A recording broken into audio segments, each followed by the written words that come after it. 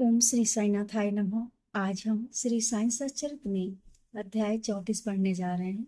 श्री साईं सच्चरित अध्याय 34 उदी की महिमा भाग 2।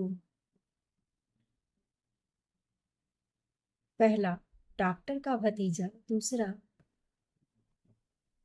डॉक्टर पिल्ले। तीसरा, सामा की भाभी। चौथा, ईरानी कन्या। पांचवा, हरदा के महानुभाव। छठा, बंबई की महिला की प्रसव पीड़ा। इस अध्याय में भी उदी की ही महत्ता क्रमबद्ध है तथा उन घटनाओं का भी उल्लेख किया है जिनमें उसका उपयोग बहुत ही प्रभावकारी सिद्ध हुआ। डॉक्टर का भतीजा। नासिक जिले के माले गांव में एक डॉक्टर रहते थे। उनका भतीजा एक असाध्य रोग, एक प्रकार का तपेदिक से पीड़ित था। उन्होंने तथा उनके सभी डॉक्टर मित्रों ने समस्त उपचार किए, यहाँ तक कि उसकी शल्य चिकित्सा भी कराई। फिर भी बालक को कोई भी लाभ न हुआ। उसके कष्टों परावार न था उसके कष्टों का परावार न था। मित्र और संबंधियों ने बालक के माता पिता को दैविक उपचार करने का परामर्श देकर श्री साईं बाबा की शरण में जाने को कहा, जो अपने दृष्टि मात्र से असाध्य रोग साध्य करने के लिए प्रसिद्ध हैं। अतः माता पिता बालक को साथ लेकर शिरडी आए। उन्होंने बाबा को साष्टांग प्रणाम कर श्री चरणों में बालक को डाल दिया और बड़ी नम्रता तथा आदर पूर्वक विनती की कि प्रभु, हम लोगों पर दया करो। आपका संकट मोचन नाम सुनकर ही हम लोग यहाँ आए हैं। दया कर इस बालक की रक्षा कीजिए प्रभु, हमें तो केवल आपका ही भरोसा है। प्रार्थना सुनकर बाबा को दया आ गई और उन्होंने संतावना देकर कहा कि जो इस मस्जिद की सीढ़ी चढ़ता है उसे जीवन पर्यंत में कोई दुख नहीं होता। चिंता ना करो, यह उदीले उस रोगग्रस्त स्थान पर लगाओ। ईश्वर पर विश्वास रखो, वह सप्ताह के अंत में पूर्ण स्वस्थ हो जाएगा। यह मस्जिद नहीं, यह तो द्वारकावती हैं, और जो इसकी सीढ़ी चढ़ेगा उसे स्वास्थ्य और सुख की प्राप्ति होगी तथा उसके कष्टों का अंत हो जाएगा।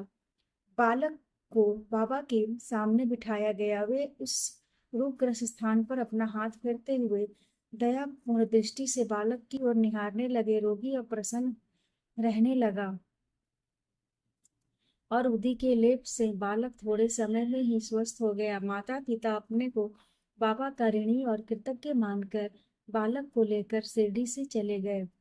यह लीला देखकर बालक के काका को, जो डॉक्टर थे, महान आश्चर्य हुआ तथा उन्हें भी बाबा के दर्शनों की तीव्र उत्कंठा हुई। इसी समय जब वे कार्यवश बंबई जा रहे थे, तभी मालेगांव और मनमाड़ के निकट किसी ने बाबा के विरुद्ध उनके कान भर दिए। इस कारण वे शिरडी जाने का विचार त्याग कर सीधे बंबई चले गए। वे अपनी शेष छुट्टियां अलीबाग में व्यतीत करना चाहते थे, परंतु बंबई में उन्हें लगातार 3 रात्रियों तक एक ही ध्वनि सुनाई पड़ी कि क्या अब भी तुम मुझ पर अविश्वास कर रहे हो। तब डॉक्टर ने अपना विचार बदलकर शिरडी को प्रस्थान करने का निश्चय किया। बंबई में उनके एक रोगी को सासार सांसा सांसर्गिक ज्वर आ रहा था, जिसका तापक्रम कम होने हो कोई लक्षण दिखाई न देने के कारण उन्हें ऐसा लग रहा था कि कहीं कहीं शिरडी की यात्रा स्थगित न करनी पड़े। उन्होंने अपने मन ही मन एक परीक्षा करने का विचार किया कि यदि रोगी आज अच्छा हो जाए तो कल ही मैं शिरडी के लिए प्रस्थान कर दूंगा। आश्चर्य है कि जिस समय उन्होंने यह निश्चय किया, ठीक उसी समय से ज्वर में उतार होने लगा और ताप क्रमशः सामान्य स्थिति पर पहुंच गया। तब वे अपने निश्चयानुसार शिरडी पहुंचे और बाबा का दर्शन करके उन्हें प्रणाम किया। बाबा ने उन्हें कुछ ऐसे अनुभव दिए कि वे सदा के लिए उनके भक्त हो गए। डॉक्टर वहां 4 दिन ठहरे और उदी तथा आशीर्वाद प्राप्त कर घर वापस आ गए। एक पखवाड़े में ही पदोन्नति पाकर उनका स्थानांतरण बीजापुर को हो गया। भतीजे की रोग मुक्तता ने उन्हें बाबा के दर्शनों का सौभाग्य दिया तथा शिरडी की यात्रा ने उनकी श्री साईं के चरणों में प्रगाढ़ प्रीति उत्पन्न कर दी। डॉक्टर पिल्ले बाबा के एक निष्ठ भक्त थे। इसी कारण बाबा उन पर अधिक स्नेह रखते थे और उन्हें सदा भाऊ कहकर पुकारते तथा हर समय उनसे वार्तालाप करके प्रत्येक विषय में परामर्श भी लिया करते थे। उनकी सदैव यही इच्छा रहती कि वे बाबा के समीप ही बने रहें। एक बार डॉक्टर पिल्ले को नासुर हो गया। वे काका साहेब दीक्षित से बोले कि मुझे असहाय पीड़ा हो रही है और मैं अब इस जीवन से मृत्यु को अधिक श्रेयस्कर समझता हूँ। मुझे ज्ञात है कि इसका मुख्य कारण मेरे पूर्व जन्मों के कर्म कर्म ही है। जाकर बाबा से कहो कि वे मेरे यह पीड़ा अब दूर करें। मैं अपने पिछले जन्म के कर्मों को अगले 10 जन्मों से भोगने को तैयार हूँ। तब काका दीक्षित ने बाबा के पास जाकर उनकी प्रार्थना सुनाई। साईं तो दया के अवतार ही हैं, वे अपने भक्तों के कष्ट कैसे देख सकते थे।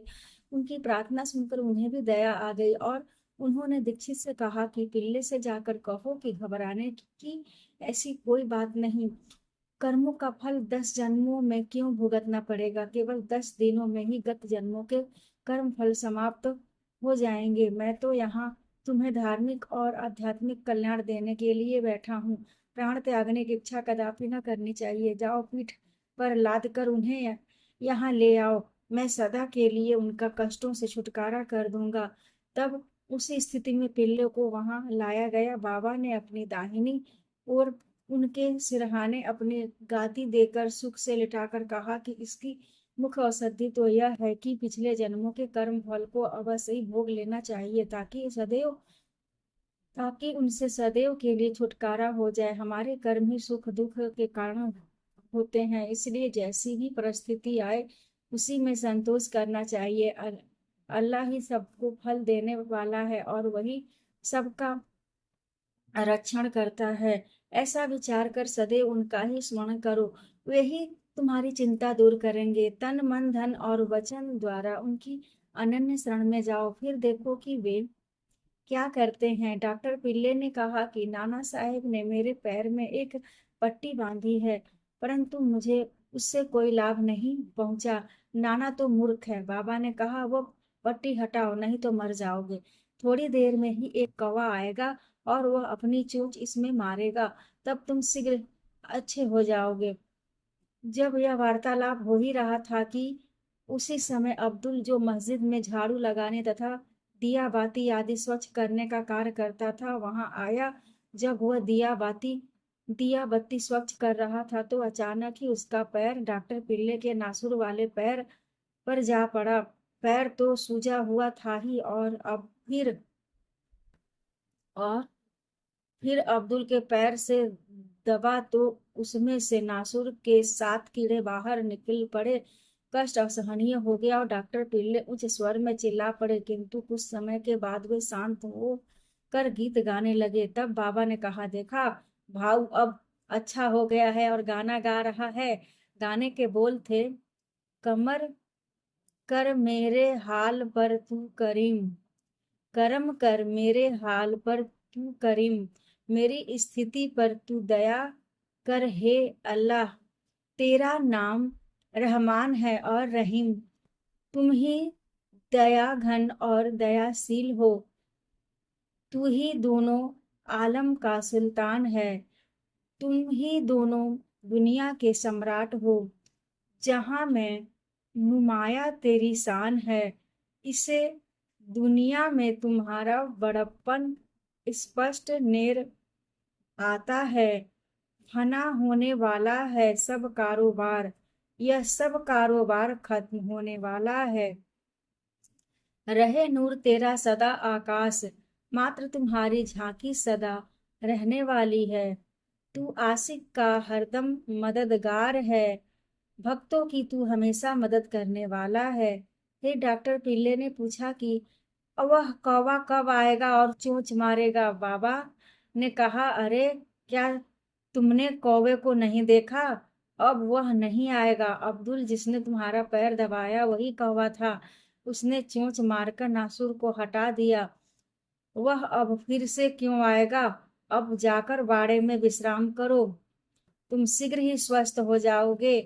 उस उदी लगाने और पानी के साथ पीने से बिना किसी औषधि या चिकित्सा के वे 10 दिनों में ही निरोग हो गए, जैसा कि बाबा ने उनसे कहा था। सामा के छोटे भाई की पत्नी भाभी। सांवली विहीर के समीप सामा के छोटे भाई बापा जी रहते थे। एक बार उनकी पत्नी को गिल्टियां वाला प्लेग हो गया। उसे ज्वर हो गया उसे ज्वर हो आया और उसकी जांघ में प्लेग की 2 गिल्टियां निकल आई। बापा जी दौड़कर सामा के पास आए और सहायता के लिए चलने को कहा। सामा भयभीत हो उठे। उन्होंने सदैव की भांति बाबा के पास जाकर उन्हें नमस्कार किया और सहायता के लिए उनसे प्रार्थना की तथा भाई के घर जाने की अनुमति मांगी। बाबा ने कहा कि इतनी रात्रि व्यतीत हो चुकी है, अब इस समय तुम कहाँ जाओगे? केवल उदी ही भेज दो। ज्वर और गिल्टी की चिंता क्यों करते हो? भगवान तो अपने पिता और स्वामी हैं, वह शीघ्र ही स्वस्थ हो जाएगी। अभी मत जाओ, प्रातः काल जाना और शीघ्र ही लौट आना। शाम को तो उस मृत संजीवनी उदी पर पूर्ण विश्वास था। सामा को तो उस मृत संजीवनी उदी पर पूर्ण विश्वास था। उसे ले जाकर उसके भाई ने थोड़ी सी उदी गिल्टी और माथे पर लगाई और कुछ जल में घोलकर रोगी को पिलाती। जैसे ही उसका सेवन किया गया, वैसे ही पसीना प्रवाहित होने लगा, ज्वर मंद पड़ गया और रोगी प्रगाढ़ निद्रा में निमग्न हो गया। दूसरे दिन बाबा जी ने अपनी पत्नी को स्वस्थ देखकर बड़ा आश्चर्य प्रकट किया कि न तो ज्वर है न गिल्टी का कोई चिन्ह है। दूसरे दिन जब सामा बाबा की आज्ञा प्राप्त कर वहां पहुंचे तो अपने भाई की स्त्री को चाय बनाते देखकर उन्हें बड़ा आश्चर्य हुआ। अपने भाई से पूछताछ करने पर उन्हें पता चला कि बाबा की उदी ने एक रात्रि में ही रूप को समूल नष्ट कर दिया है। तब सामा को बाबा के शब्दों का मर्म समझ में आया कि प्रातःकाल जाओ और शीघ्र लौट कर आओ।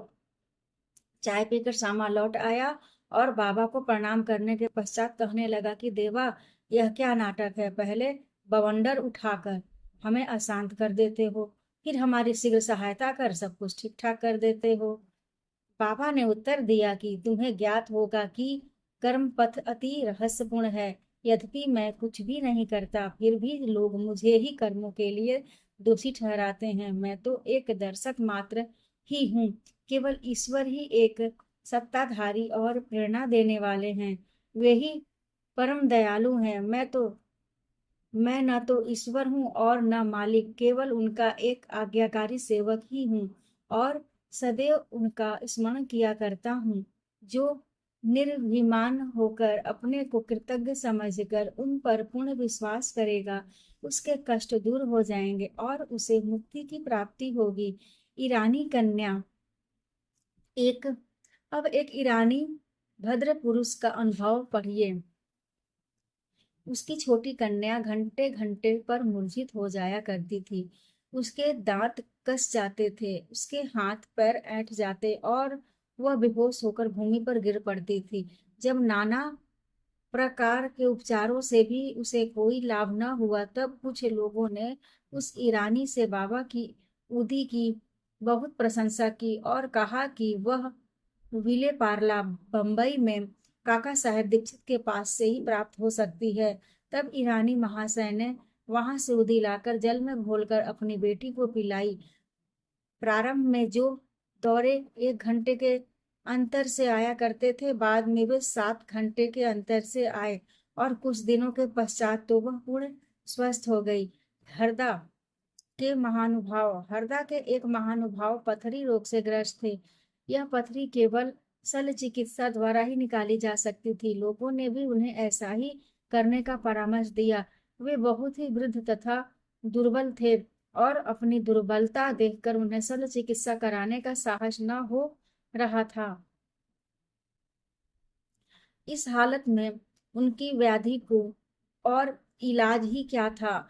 इसी समय नगर के इमामदार भी वहां आए हुए थे, जो बाबा के परम भक्त थे तथा उनके पास उदी भी थी। कुछ मित्रों के परामर्श देने पर उनके पुत्र ने उनसे कुछ उदी प्राप्त कर अपने वृद्ध पिता को जल में मिलाकर पीने को दी। केवल 5 मिनट में ही उदी के पेट में जाते ही पथरी मूत्रेंद्रिय के द्वार से बाहर निकल गई और वह वृद्ध शीघ्र ही स्वस्थ हो गया। बम्बई की महिला की प्रसव पीड़ा। बम्बई की कायस्थ प्रभु जाति की एक महिला को प्रसव काल में असहनीय वेदना हुआ करती थी। जब वह गर्भवती हो जाती तो बहुत घबराती और किन कर्तव्य विमूढ़ हो जाया करती थी। इसके ऊपर चरार्थ संत श्री राम मारुति ने उसके पति को सुझाव दिया कि यदि इस पीड़ा से मुक्ति चाहते हो तो अपनी पत्नी को शिरडी ले जाओ। पुनः जब उसकी स्त्री गर्भवती हुई तो वे दोनों पति पत्नी शिरडी आए और वहां कुछ मास ठहरे। वे बाबा की नित्य सेवा करने लगे। उन्हें बाबा के सत्संग का भी बहुत लाभ हुआ। कुछ दिनों के पश्चात जब प्रसव काल समीप आया तब सदैव की भांति गर्भाशय के द्वार में रुकावट के साथ अधिक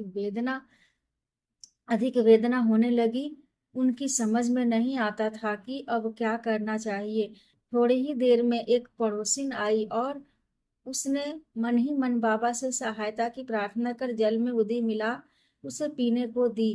तब केवल 5 मिनट में ही बिना किसी कष्ट के प्रसव हो गया।